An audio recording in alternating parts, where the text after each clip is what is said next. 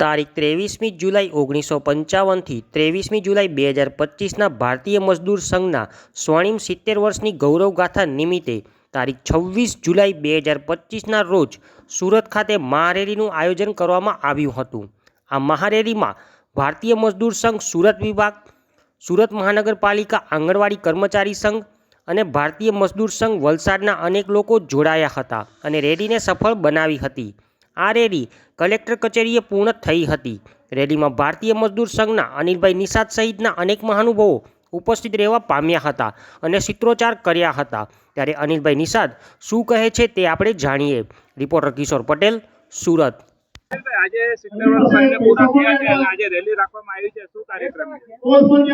ભારતીય મજદૂર સંઘને સ્થાપના થયાને 23 જુલાઈ 2025ના રોજ 70 વર્ષ પૂર્ણ થયા, જેના અનુસંધાને આખા દેશમાં દરેક જિલ્લાઓમાં કાર્યક્રમ આપવામાં આવ્યા છે। દરેક જિલ્લાની અંદર મજદૂર સંઘના લગભગ આખા દેશમાં 5 કરોડથી વધુ સભ્ય સંખ્યા ધરાવતું એક મોટું ટ્રેડ યુનિયન છે।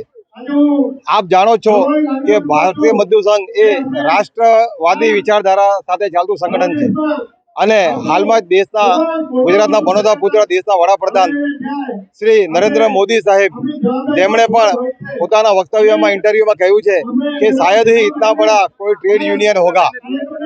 એવા ભારતીય મજદૂર સંઘને જ્યારે 70 વર્ષ પૂર્ણ થયા ત્યારે અમે દેશનું મોટામાં મોટું સંગઠન હોવા છતાં અમે અટકી જતા નથી। અહીંયાથી અમારા સંગઠને આખા વર્ષ દરમિયાન અનેક કાર્યક્રમો આપ્યા।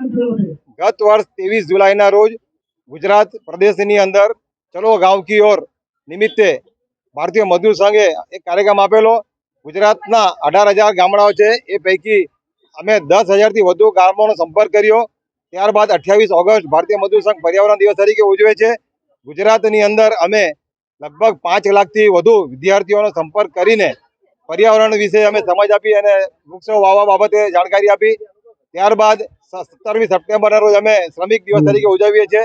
સપ્ટેમ્બર અને ઓક્ટોબર, નવેમ્બર, ડિસેમ્બરમાં અમે શ્રમિક સંપર્ક અભિયાન નિમિત્તે આખા ગુજરાતમાં ગામડાઓમાં જઈને લગભગ 8થી 10 લાખ શ્રમિકોનો અમે સંપર્ક કર્યો।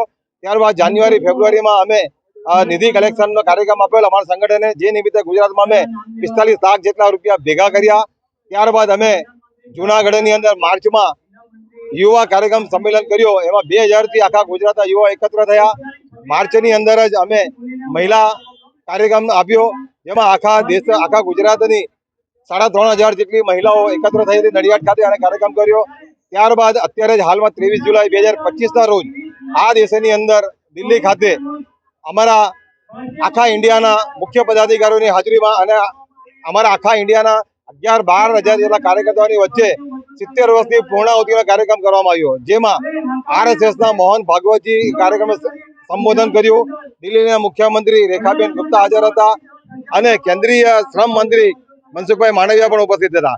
જેના જ અનુસંધાને ગુજરાતમાં પણ અલગ અલગ ઝોનમાં આ 70 વર્ષ પૂર્ણાહુતિનો કાર્યક્રમ કરવાનો અમારા સંગઠને નક્કી કર્યું। જેના ભાગરૂપે અમે સુરત જિલ્લા ખાતે અમે ભેગા થયા છે। અમે દરેક સંગઠન અમારા STની અંદર અમારું યુનિયન ચાલે છે। આંગણવાડી, નગરપાલિકા, તાર ટપાલ, પોસ્ટ, બેંક, અડાણી પાવર, એવી અનેક ટાટા કેબલ, અનેક જગ્યા બીડી ઉદ્યોગ, અનેક જગ્યાઓ પર અમારું યુનિયન ચાલે છે। કામદારોના વિવિધ પ્રશ્નો અમે ઉઠાવતા હોઈએ છીએ અને કામદારોના વિવિધ પ્રશ્નોના અનુસંધાને અમે જિલ્લા કલેક્ટર કચેરી ખાતે અમે આવેદનપત્ર આપતા હોઈએ છીએ। જેના જ ભાગરૂપે અમે આજે એકત્ર થયા છે અને આજ સુધી અમે જે કંઈ આવેદનપત્ર આપ્યા, કામદારની માંગણી અમે લેખિતમાં રજૂ કરી છે, એ માંગણીઓ અમે પૂર્ણ કરો।